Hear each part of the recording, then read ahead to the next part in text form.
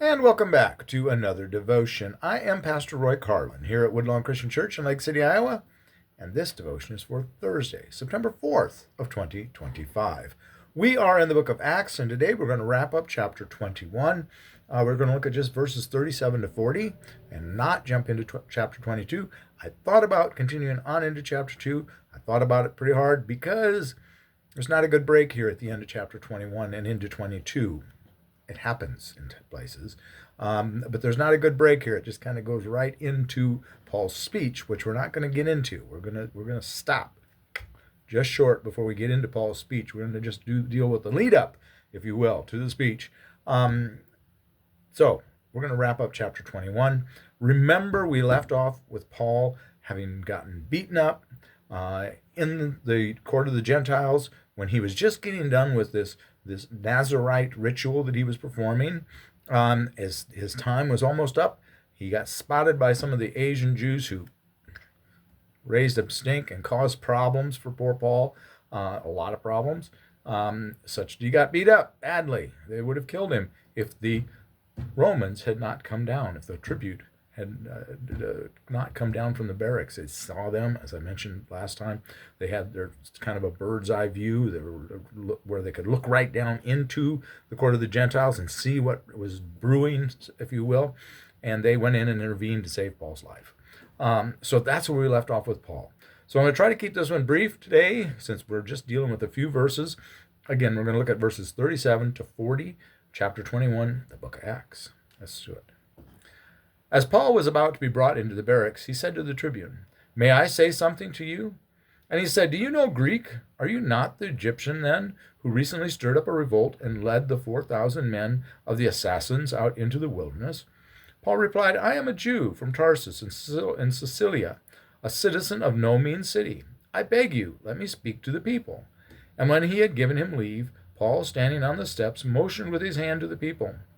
And when there was a great hush, he spoke to them in the Hebrew language, saying, ... to be continued next Tuesday, what he was saying. But what's going on here? Again, the tribune's they're carrying him back into the barracks because he got beaten so badly. But he wants, "Hey, let me stand. Prop me up, hold me up. I got something to say." The tribune thought he was somebody else. He thought he was this guy that was stirring up the people, and probably would have, if they had not agreed that Paul was not who he thought he was, or they thought he was, Paul would have probably gotten killed right then and there. Things weren't been good for Paul. But for whatever reason, the tribune believes him.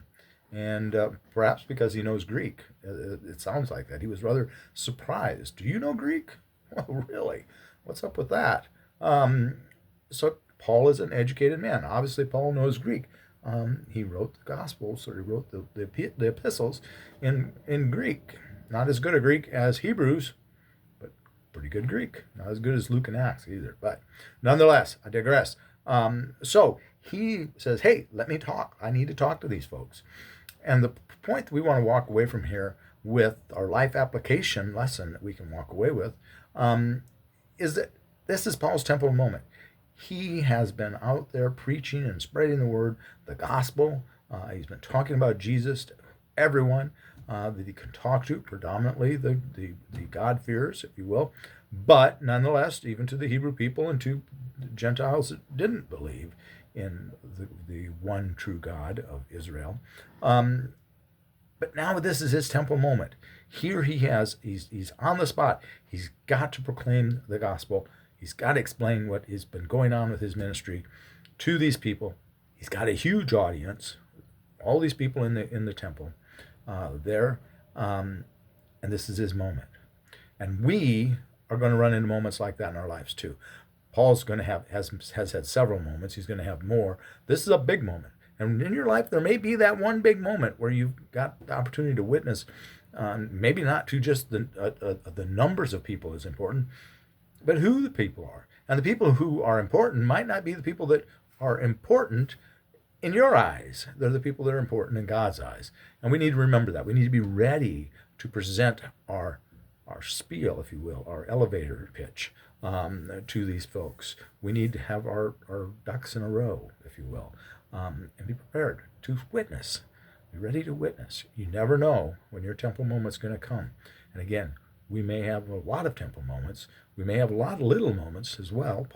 Most of what Paul's been done has been little moments, and that's the way we build a ministry. So from this, we learn to look for the big and the little, I guess, if you will. That's what we're going to walk away from it with. So I'm going to leave you there at that point. We will pick up at the beginning of chapter 22 next Tuesday. So if you enjoy these devotions, please like and subscribe. Feel free to make a kind comment if you would. We'd love to hear from you. Please share these videos. We'd love to have you help us out with that to spread the word. All right? That's what it's all about, folks. Spread the word. Be a blessing to someone today, and remember, God loves you. Take care. God bless. Bye-bye. Have a good weekend. Take care.